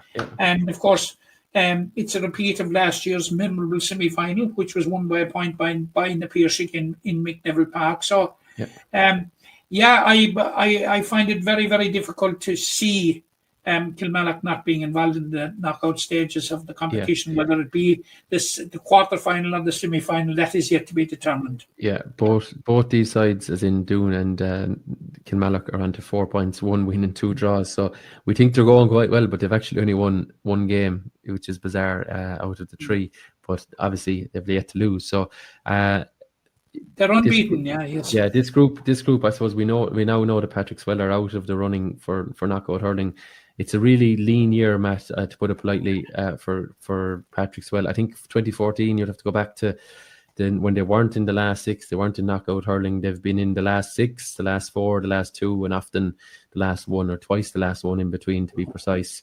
So it's been a tough year for Patrickswell. Injuries, maybe lack of form for some players, lack of depth in their panel compared to other years, and it's been very challenging for them. 3 defeats on the bounce. Tom, it's to me, it's the unimaginable that Patrickswell would not be in the top flight of Limerick Hurling next year.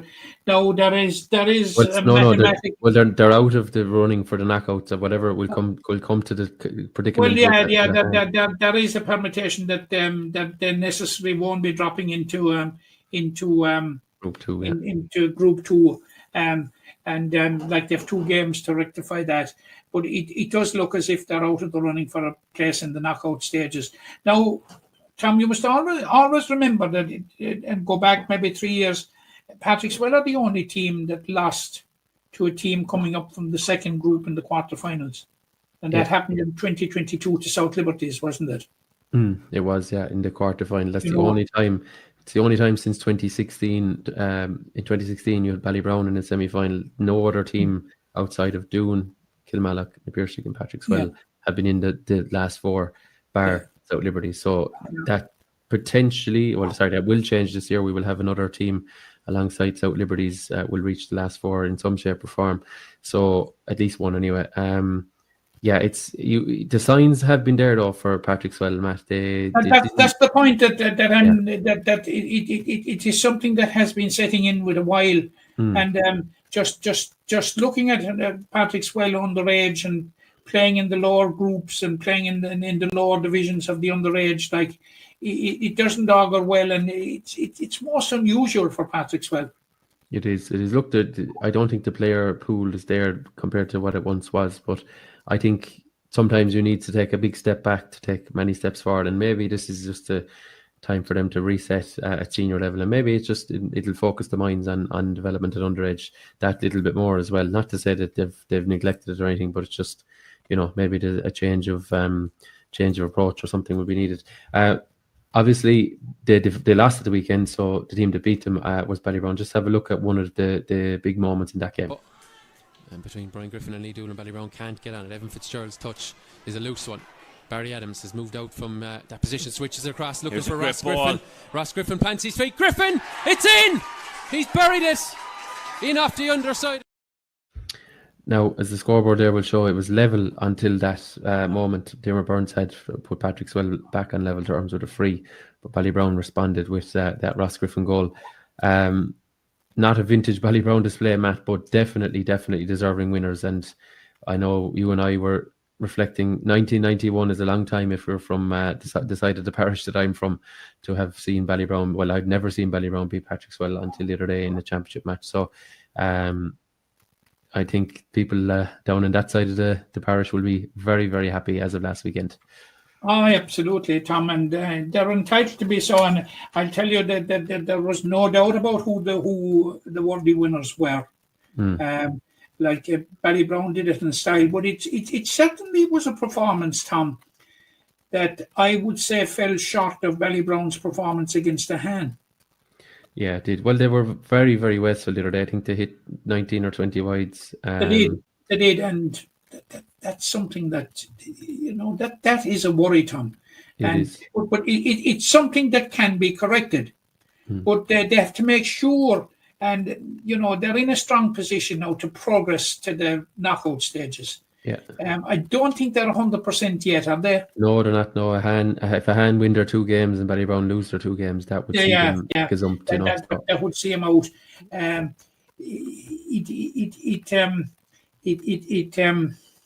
It's something that they can correct, but they were very, very wasteful. Now, a lot of it, some of it was pressure from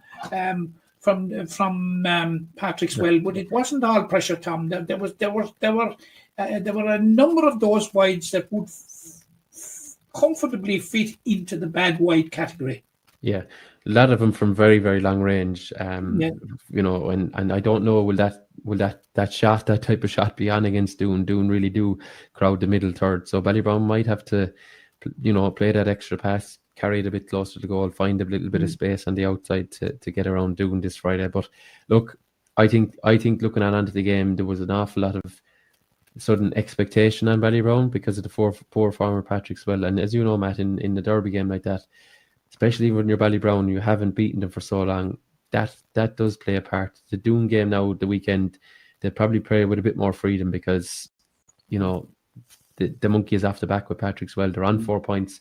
If they can go out now and nick a point or somehow nick 2 against Doon, they're in the knockouts. So the psychology of last week's game, I think, was a factor in some of their play at times. I don't know, am I over explaining it for them? But that had to be a factor last weekend, and I think now that they'll have breathed a huge sigh of relief that they got the better of Patrick Swell.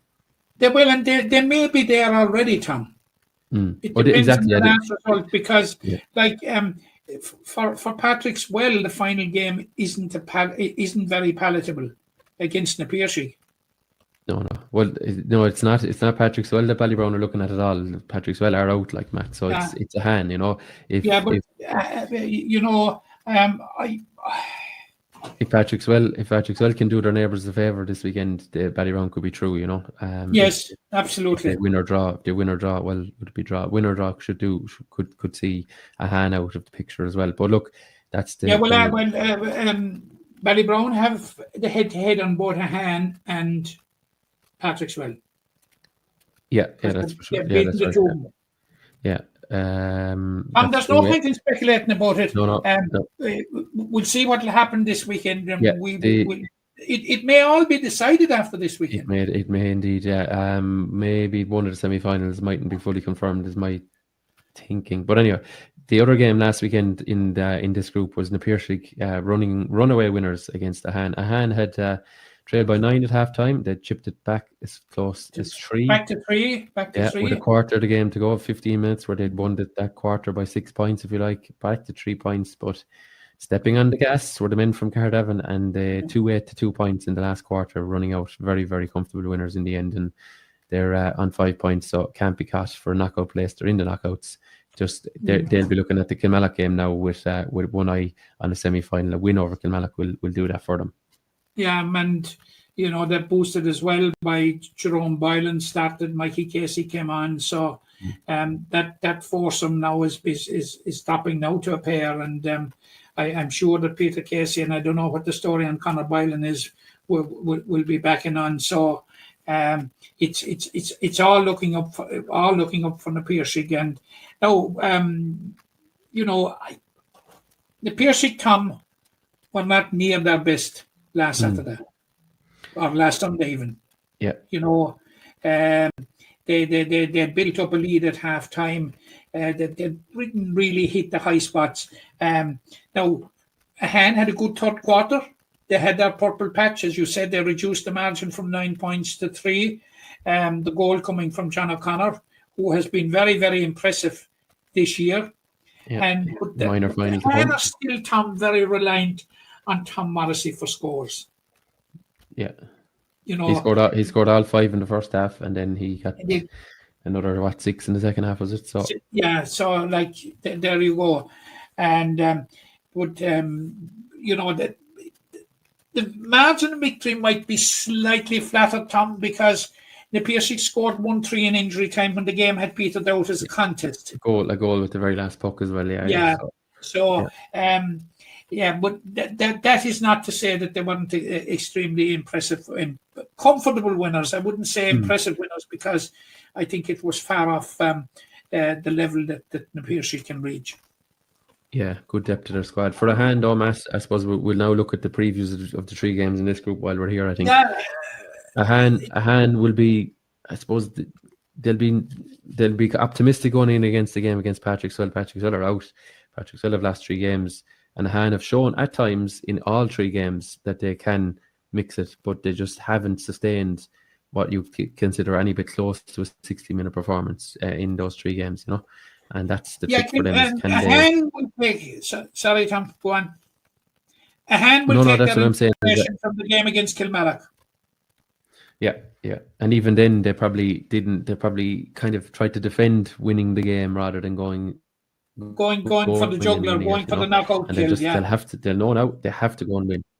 Yeah, they have to go and win. They have to go for that this weekend against Patrick Swell and get the win. And you'd have to say, if they repeat that type of performance, it will be good enough.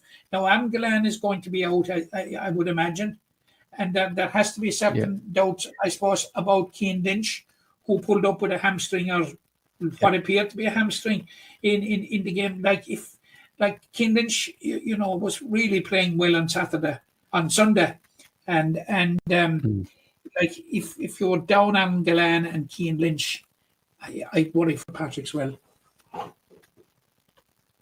Yeah, well, especially with their fate already restored, but a win here will relegate Patrick Swell to Group 2, and should keep them into the fight anyway, into the final round, knowing that they'd need to win then against Doon to potentially sneak a knockout place.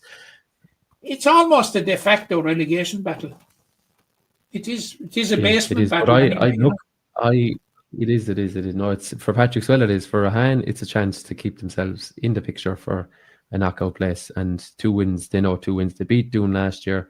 They were competitive against Patrick Swell last year. It's not improbable that Rahan can win their final 2 games. And No, I wouldn't read. I'd read very little into a hand beating Doon last year, Tom. It was at the time when Doon had already qualified and taken top spot. They had indeed, but then again, it did happen, and it was a strong Doon team that was out. It happened, and there was no reason why it can't happen again. But I think, the warning, and Doon have got the warning on that one. I think, but look, that's for another day. It is. So that's the 3 games in this group. 2 on Friday. That's Ballybrown versus Doon at 6:15 in Kilmallock. Don't worry if you can't make it; it is being streamed. And then is it 6:30 for the other one? Between Patrick Swell and I have them here. Patrick Swell and my head is gone. Patrick Swell and Nahan is 6:30 p.m. also on Friday evening in Clahan. Another game that is being streamed. And then on Saturday at 6:30 p.m. slightly moving the time there now a 6:30 p.m. start between Kilmallock and the Piercig in round 4 of Group 1. So they are the 3 games in that group. Matt, I know time is really running away from us now. Group 2, looking at this, Monaleen simply blew Mungard away in the first half. Mungard fought back, and Monaleen withstood that late on to hold on for a 3rd win in a row. Also, Newcastle West got a 3rd draw in a row, 14 points each against Drummond at Lacca, who are now on the board, and they are edged a 2-point margin victory over Mungard St. Paul's to keep that group very much in the mix. So you now have Kildare Palskenry on 3 points, Newcastle West on 3 points, Adair on 3 points, Mungard on 2 points, and Drummond at Lacca on a point, with Monaleen heading it up on 6. Monaleen, Matt, are 1 step away from knockout hurling and indeed winning the group. Yeah, absolutely, and I'm not in the slightest bit surprised, Tom. And I think I mentioned it in this podcast that after the first round, when I saw them in the first round, I thought they ticked all the boxes, and they're a very, very good side. But Tom, I have noticed a trend in Monaleen. There's this barnstorming first half, which they build up a big lead, and the performance tends to dip after halftime. If you look at the 3 games, that has been a characteristic. Now, you'll probably get away with it in Group 2, but going up to Group 1, you certainly won't get away with it. Yeah, because first of all, you will not be allowed to build up that big lead. But like the performance tapering off in the second half is something that I would be worried about for Monaleen, because I love watching them as a team. They play beautiful hurling, absolutely. And I suppose it's something that Owen Brisbane will be conscious of as well. But I have little doubt, that the best team in the group is going to win the group and is going to be promoted, and I think that's Monaleen. Yeah, and a victory over Newcastle. 7 straight wins now in the group stages of the Section 2, which is quite competitive. They haven't lost the game in the group since they lost in the first round to Ballybrown last year, and that cost them dearly, because it meant that they didn't go up last year, because they lost out in the head-to-head. But Tom, to me, I think for Monaleen that could have been a bullet missed, because the extra year down in Group 2, if they get out of it, I think is going to benefit them considerably when they go up. Yeah, they finished 3rd in their first year back senior in this group. They finished 2nd last year. They're 1 win away from finishing 1st. They won, if we rewind, they won 3 games, they won 4 games, and they have now the capability and to win for all 5 games. So that is marked improvement. They obviously were very competitive against Patrick Swell in the quarterfinal last year. Lost to Ballybrown, as you said, in the opener last year by 3 points, but did bounce back considerably to book 2nd spot in it. Newcastle West, Matt, will stand in their way. Earlier, when we were talking about Camogie and ladies football, we were lauding young players. Look at Monaleen. I think I'd say they're the youngest starting 15 in the championship by a considerable distance. Would I be right in saying that? Absolutely. And what about the quality hurlers that of the young lads coming up, and then you've the experienced guys like Larkin Lyons, Andrew Latouche, Luke Murphy. You know, Tom. It's you know, the composition of that team is just the right mix. Newcastle West will be their opposition on Thursday. That is being streamed from Sean Finn Park, i.e. the Bog Garden in Rathkeale. Newcastle West, I spoke to Derry McMahon after the game. I couldn't decide whether he was happy or disappointed. I think he was more disappointed that they didn't get the win. 14 points apiece with Drummond at Lackey. A win there would have secured themselves in the senior championship and would have had them in a very good position to reach knockout hurling. But the draw, I suppose, it keeps a lot of teams interested. I mean, just to mention, 5 of the 6 can reach the knockouts, and 5 of the 6 can still be relegated as of round 3. You know, so it's those draws have really kept this group, you know, very, very tight. It has, and you know, you must remember, if you look at it the other way, they haven't won, but they haven't lost either. And 3 draws in a row. Like you would have to say, for Newcastle West coming into this competition, into the senior championship this year, after for the first time in 35 years, is it since 1990? That the first goal was consolidation. Now I know that they're taking the slow boat to China in doing it, but like it is pretty. It you know, they're well on the road to consolidation and staying in the division now. They face a tough task against Monaleen, Tom, and I think they may be about to incur a first defeat, but have they done enough to stay in the championship?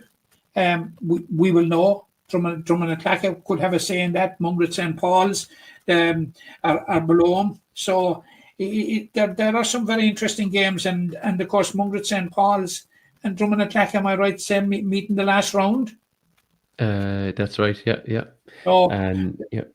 That could be interesting. I think that Monaleen, it's going to be a huge occasion for Monaleen, Tom.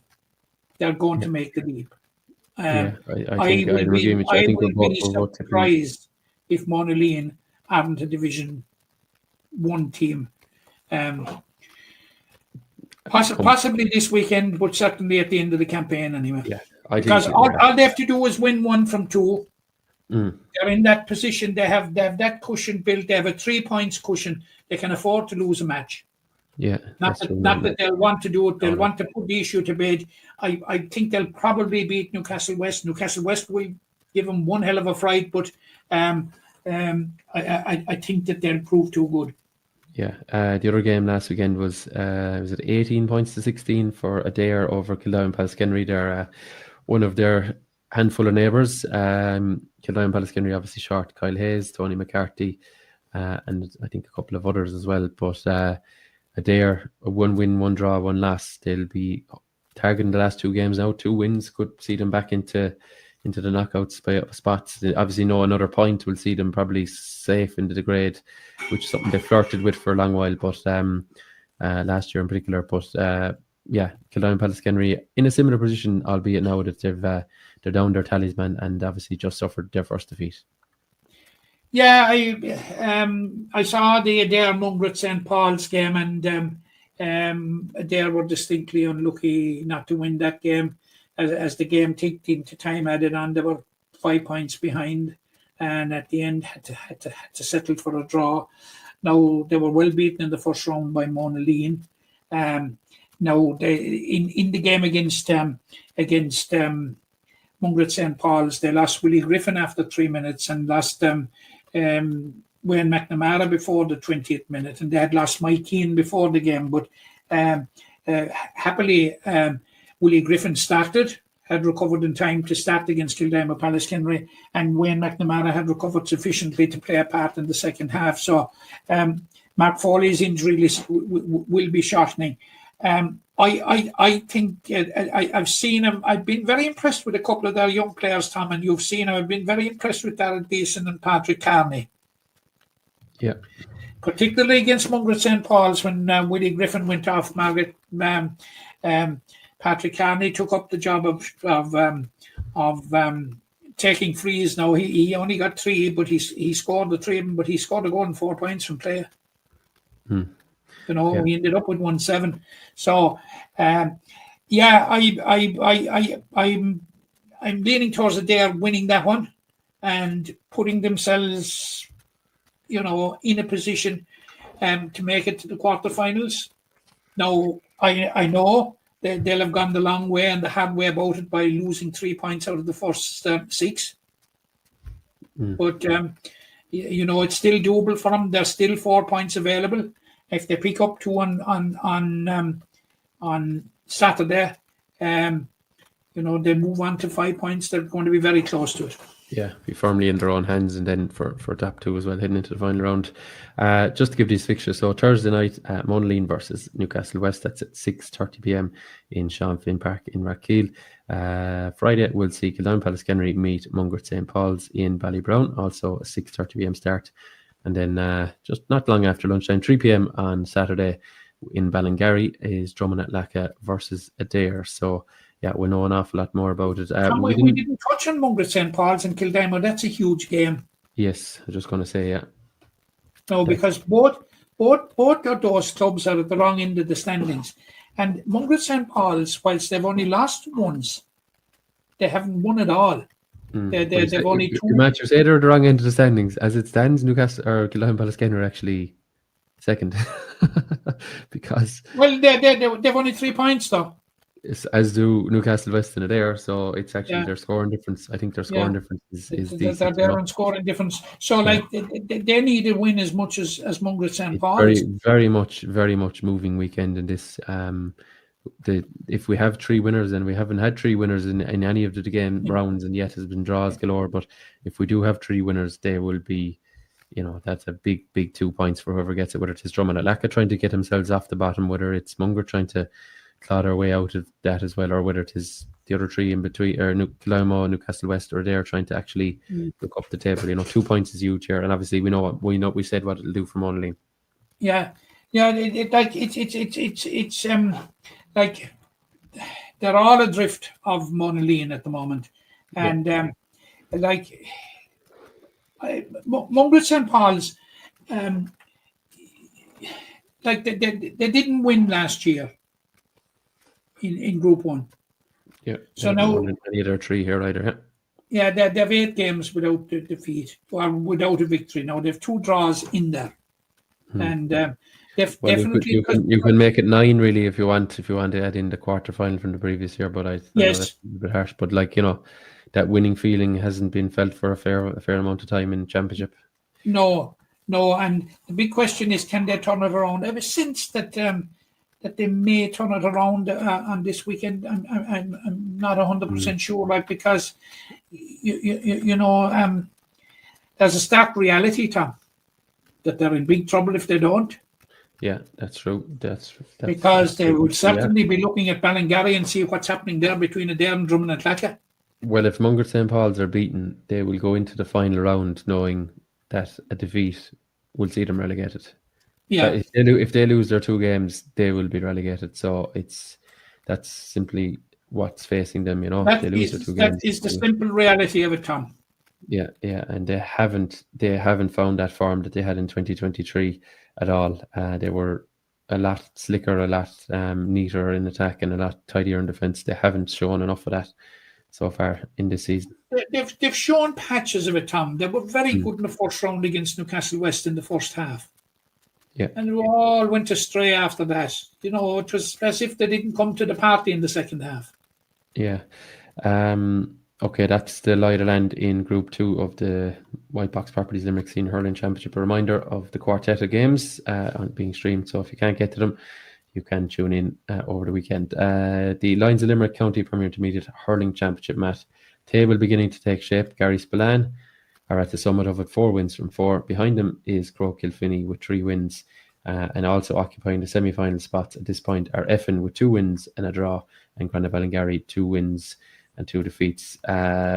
Beneath that, obviously, we mentioned Glenroe got their first win of the campaign. there's still time for teams beneath it to catch up to Ballingarry, because 4 points from 4 games is not unsurmountable, but they'll be wanting to win this weekend. If you're in the bottom 4, you need to win to stake a claim for the top 4 really now.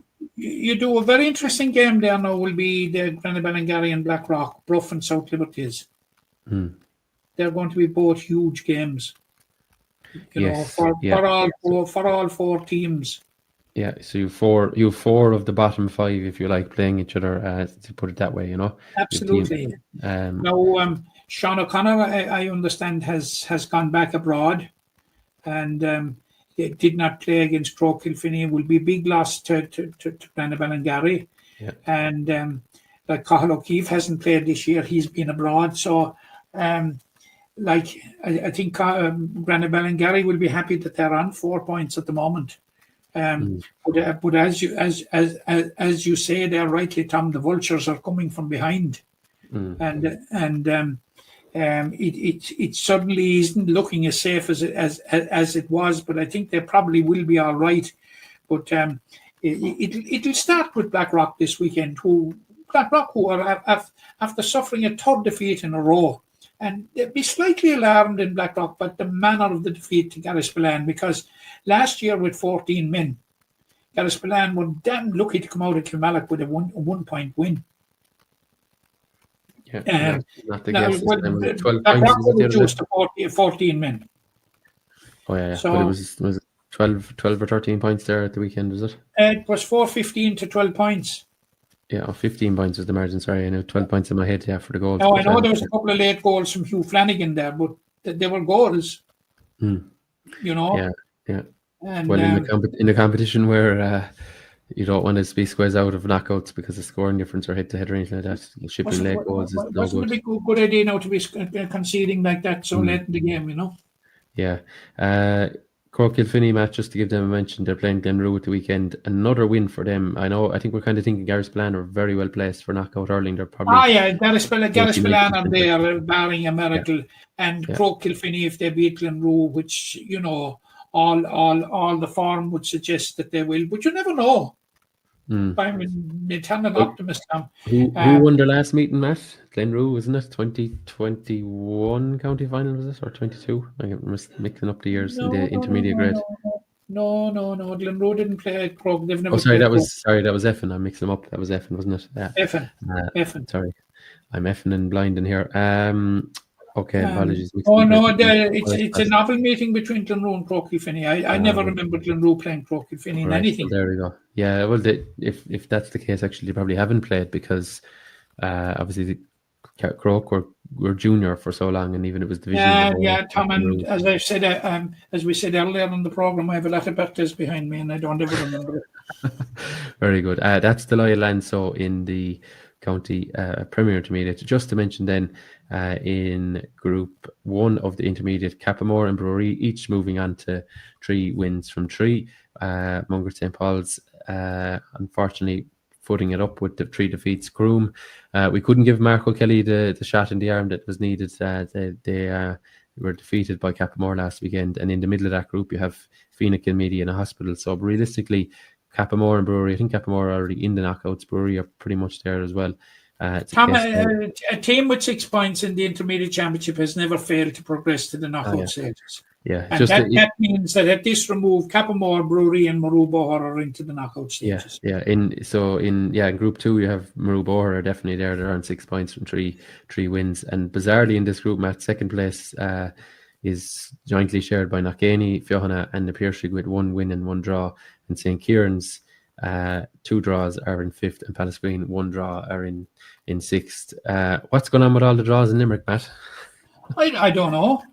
Is it that the grading system is working very well?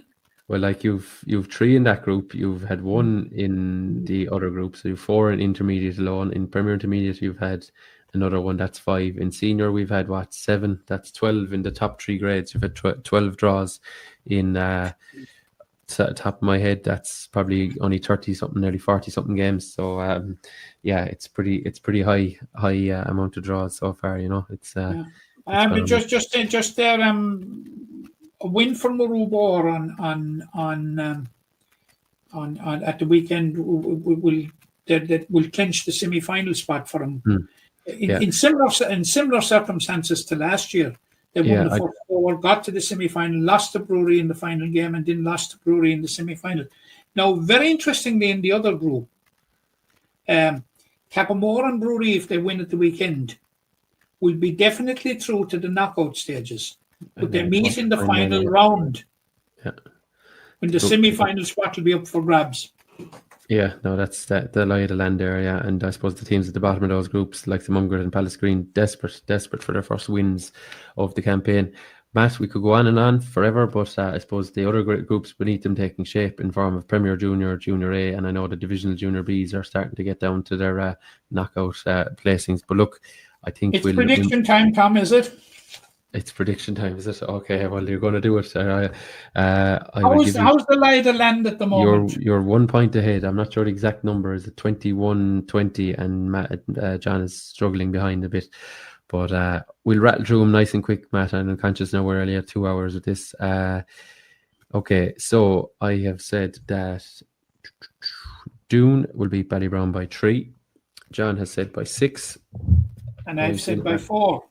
By 4, okay. So Doon by 4 for Matt. Ahan will beat Patrickswell by 6, is my view. Just a single point for Ahan is how John Keogh sees it. How do you see it? I said 2 Ahan. Okay, Patrickswell putting up a bit of a fight there according to the two lads. Na Piarsaigh and the Kilmallock. I see Na Piarsaigh winning this one by 5. John says 3 for Na Piarsaigh as well. I said 2. Right, and the South Limerick men won't be happy. That's Kilmallock. Monaleen against Newcastle West. Monaleen by 5, says John Keogh. I see Monaleen winning this one by as many as 8. So, how are you seeing it? I'm seeing it by 4. Monaleen by 4. Mungret St. Paul's versus Killeen Pallaskenry. Oh, very difficult to call this one given the number of injuries and stuff, particularly for Killeen Pallaskenry. But I am going with Mungret by a point. Yeah, I'm going by 3. And John is going by 2. So there you go. MSP by 3, says Matt. And finally, Adair and Drummond on Saturday. Adair by 2, says John Keogh. Adair by 3 is my prediction. And how's yours, Matt? Adair by 3. Adair by 3. There you go. Black and white. Well, we're all agreed in the 6 winners, but as ever, we will be wrong. So don't worry about it. We've yet to call a draw prediction correctly. I think we generally, when there's a winner, we get the winner right, but when there's draws, no, we're not on the ball with them. But anyway, Matt is 1 point ahead of me at this remove, thanks to a couple of exact score predictions. But anyway, all a bit of fun, and do join in if you do see our predictions. Make sure you give your own verdicts beneath there. Matt, that's it. We're nearly at 2 hours. Thanks again to Iain Corbett. Thanks to you as ever, Matt. Thanks to you folks for listening. Do feel free to share the podcast with those involved in club championships. They may enjoy some of it, or indeed those who would love to hear from Iain Corbett. And we shall chat